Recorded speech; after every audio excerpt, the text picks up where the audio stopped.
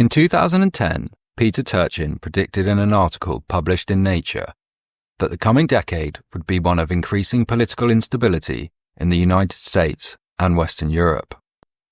8 police officers in hospital after major disturbances at Tottenham in North London. The trouble erupted after a protest at the fatal shooting of a man by police which turned violent. Right now, the streets of Baltimore at this hour, this American city shaken by the events of the past 24 hours. The campus locked down as more than 1,000 people rallied against the appearance of a controversial editor from Breitbart, Milo Yiannopoulos. Having law enforcement back off and allow the protests to last for hours over 2 days in May helped keep things from getting violent. A day after the allegations of mass sexual assault were made public, Cologne continues to search for the perpetrators and for answers. We're seeing violent demonstrations underway at this hour. These are clashes. They're competing between political rallies, 2 of them in the KKK. But here, it'd probably take a small army to get up to that ratio. But again, there are people who are wearing what appear to be police attire, but they are not actually police. They are members of some of these groups. As protests turn violent across America, the arrest of a former Minneapolis police officer for the murder of George Floyd, failing to stop another night of rage in that city.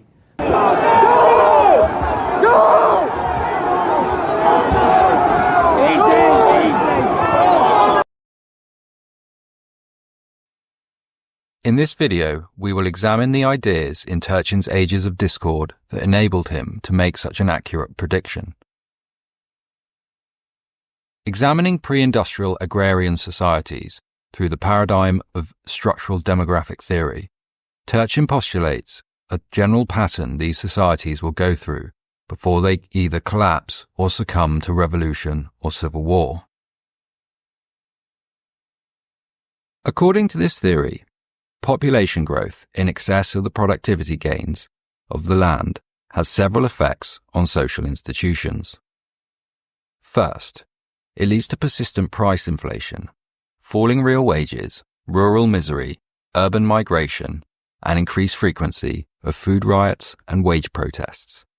Second, rapid expansion of population results in elite overproduction.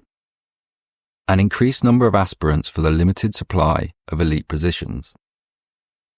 Increased intra-elite competition leads to the formation of rival patronage networks vying for state rewards. As a result, elites become riven by increasing rivalry and factionalism. Third, population growth leads to expansion of the army and the bureaucracy, and to rising real costs.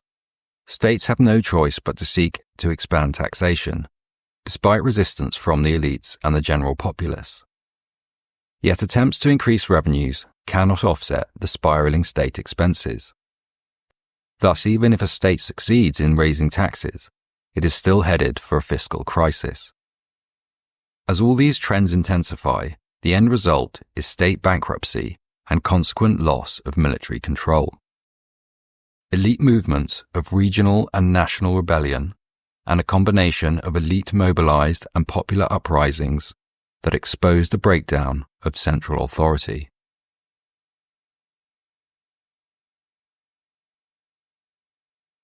Turchin then adapts structural demographic theory for the industrial age by extracting 3 fundamental principles that continue to affect the stability of industrial societies. Labor oversupply principle. When the supply of labor exceeds its demand, the price of labor decreases, depressing living standards for the majority of the population, thus leading to popular immiseration, but creating favorable economic conditions for the elites.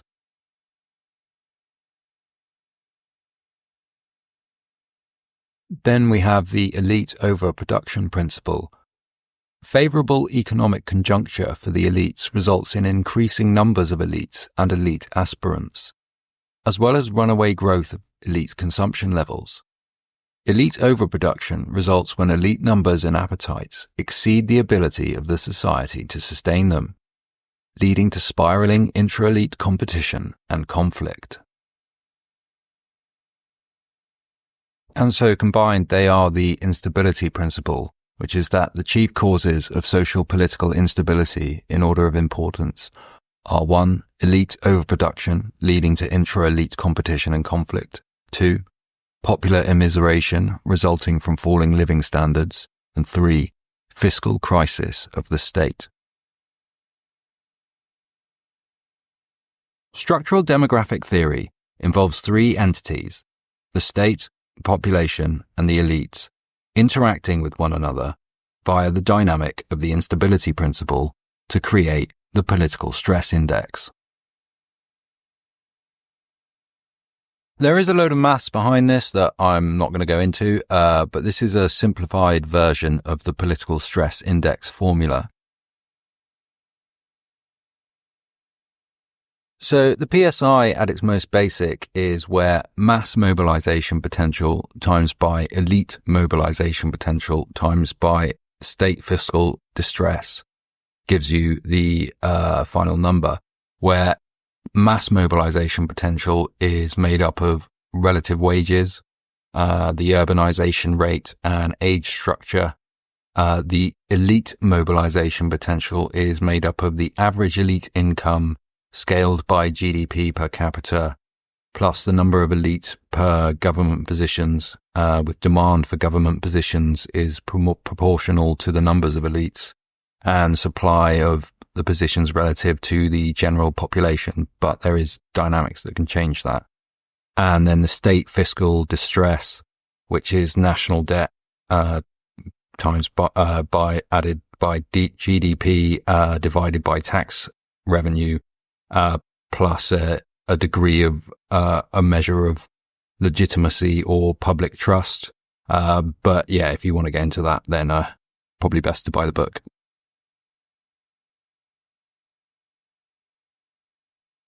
Alongside the political stress index, the other measure on which the principal graph is based is the well-being index, which comprises real wages, average stature, age at first marriage, and life expectancy.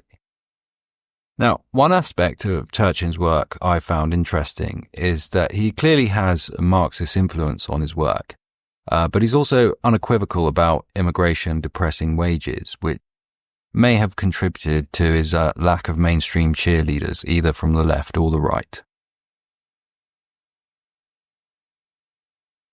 Both the political stress index and the well-being index are subject to trend reversals, often caused by changes in social norms regarding cooperative or partisan behavior. But what causes the change in behavior? One mechanism with a long pedigree is the Simul-Koza principle. Conflict between groups tends to increase internal cohesion. Conflict sharpens boundaries between groups and strengthens group consciousness. Thus, competition between groups tends to promote within-group cooperation. Typically, elite overproduction is due in large part to vigorous upward mobility from the ranks of commoners. As a result, the ranks of elites are swelled with individuals coming from very different socio-economic backgrounds. Cultural misunderstandings and mistrust between old aristocracy and parvenus may contribute to intra-elite fragmentation. During disintegrative trend reversals, these processes work in reverse. Abatement of elite overproduction decreases intra-elite competition. Another dynamic that tends to increase elite homogeneity is the closing of the patriciate, in which established elites close their ranks to newcomers and dramatically reduce, or even reverse, upward social mobility. This is a very frequent occurrence during the reversal from disintegrative to integrative trend.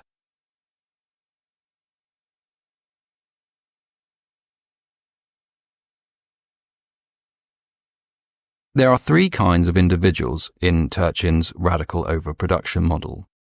The first is the naive type, corresponding to the susceptibles in the epidemiological framework.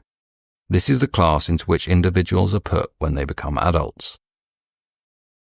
Naive individuals can become radicalized by being exposed to individuals of the radical type. The process of radicalization can occur as a result of encountering a radical and becoming converted to their ideology. This process of social contagion is of central importance to the model. The cycle starts when the number of radicals is low and that of moderates high. Few naives are radicalized because they rarely encounter a radical, and the radicalization rate is low thanks to the presence of many moderates. For the next 25 years, the number of radicals continues to stay low, and the overall society enjoys a period of internal peace and stability.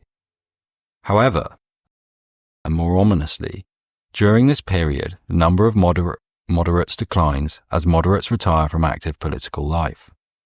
There are few new moderates because they arise only when radicals become disenchanted with radicalism, and the levels of political violence are too low to cause such disenchantment. And anyway, there are few radicals to convert to moderates. As a result, around the midpoint of the peaceful phase, the number of radicals begins to increase, although initially very gradually. Meanwhile, the number of naive individuals grows, primarily due to the moderates retiring and new individuals becoming adults. Around year 25, however, naives start turning into radicals in increasing numbers. The growth of radicalism enters an auto-catalytic phase. More radicals means greater number of naives becoming exposed, while fewer moderates can exert a dampening influence on the process. The number of radicals explodes, so that the second half of the cycle is characterized by elevated social-political instability.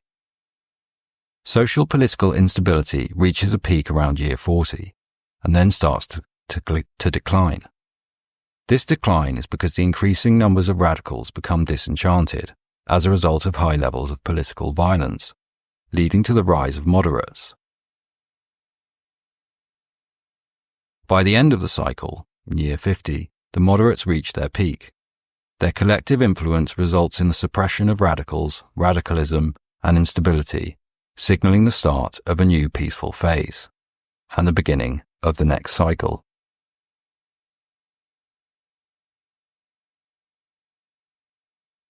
Turchin also has an interesting take on mass shootings in that these attacks are not as random as they may first appear. For example, school shootings are typically aimed at the entire school as an institution, and workplace rampages attack the company or the corporate culture. There are no random victims. Everyone in the targeted company is guilty by association, or they are collateral damage. The goal is to destroy the company itself. After 2000, an increasing number of rampages have been directed against the state institutions, most frequently the police and the courts, but sometimes at such prominent symbols of the government as the Pentagon and the Capitol. These considerations suggest that indiscriminate mass murder is a form of terrorism, suicide terrorism, because in a large proportion of mass shootings, the perpetrators are killed by the police or shoot themselves. Those who do survive are invariably apprehended or turn themselves in, and are imprisoned for life. As a result, killing rampages result in either physical or social death for the shooter. The only difference between a rampage shooter and a suicide bomber is the weapon used to inflict damage. Both aim not at individual people, but at groups, social or political institutions, or entire societies. The random or senseless appearance of this type of violence arises from the application of the principle of social substitutability, or the fungibility of the victim. A soldier on the battlefield is expected to try and kill another person simply because the other is wearing enemy uniform. Enemy soldiers are socially substitutable, and so are the victims of a shooting rampage.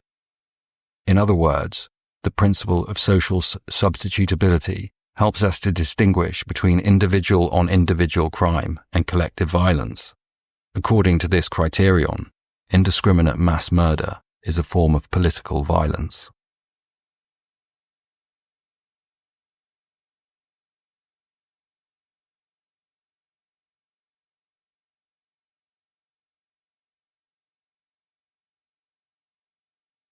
Prior to 1861, the United States government was dominated by Southern elites, despite the North being more populous and industrialized. Elite overproduction was also more prevalent in the north, as the vast majority of immigrants arrived in northeastern cities. What is particularly interesting is that while mass mobilization potential saw a small rise between 1840 and 1860, it is elite mobilization potential that rises dramatically in this period, strongly suggesting that elite mobilization potential is the most important factor in the outbreak of revolutions and civil wars. They make me sick, all of them, getting us all into this with their swaggering and boasting. That's the way I felt once about their swaggering and boasting. Oh, Red, I'm so glad you aren't with the army. You can be proud now, proud that you've been smarter than all of them. I'm not so proud.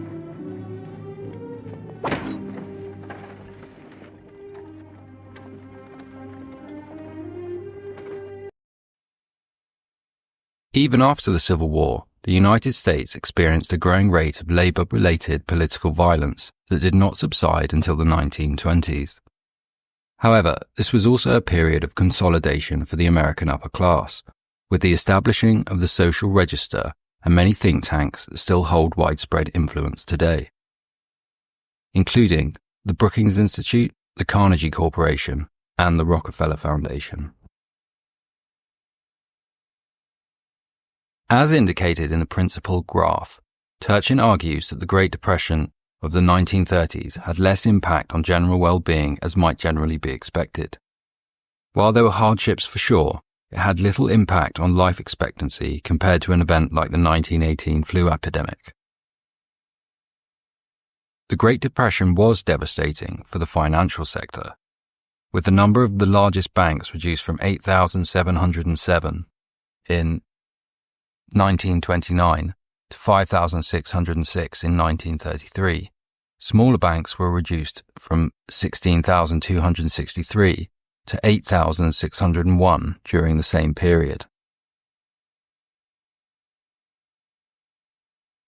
Turchin argues that long-term cycles in economic development, Kondratiev waves, with periods of 40 to 50 years, may interact with factors shaping cultural and ideological shifts.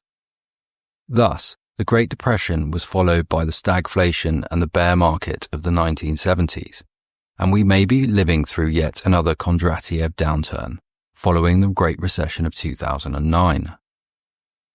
A prolonged period of economic malaise tends to delegitimize the prevailing ideology and pave the way for an ideological shift.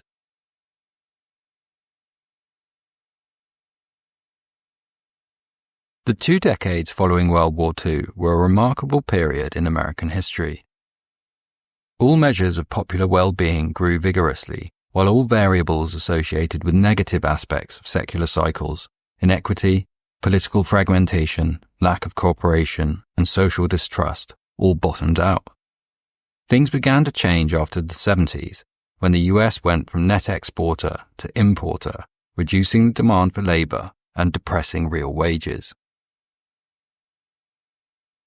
By 1980, the index for polarization started growing rapidly, indicated by the rising number of filibusters and cloture motions in the Senate. Elite overproduction also proceeded at an increased rate since the 1980s, with the number of households with a net worth of $1 million increasing from 2.9% in 1980 to 6.5% in 2010. A fortune of $5 million is now required to be part of the top 1%.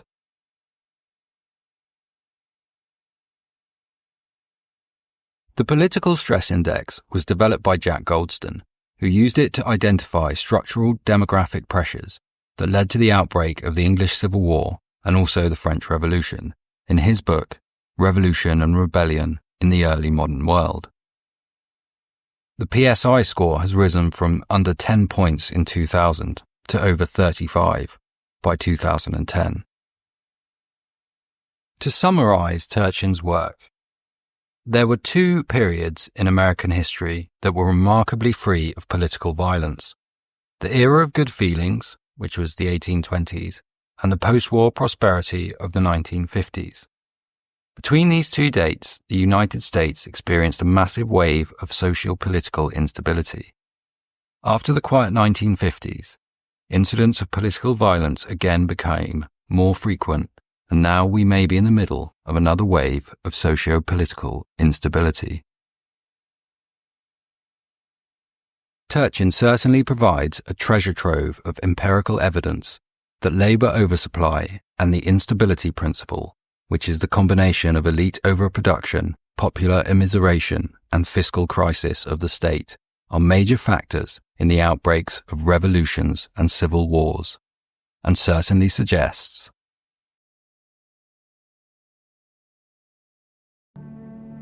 What shall we do? Ashley, what's to become of us? What do you think becomes of people when their civilization breaks up? Those who have brains and courage come through all right. Those that haven't are winnowed out. For heaven's sake, Ashley Wilkes, don't stand there talking nonsense at me when it's us who are being winnowed out.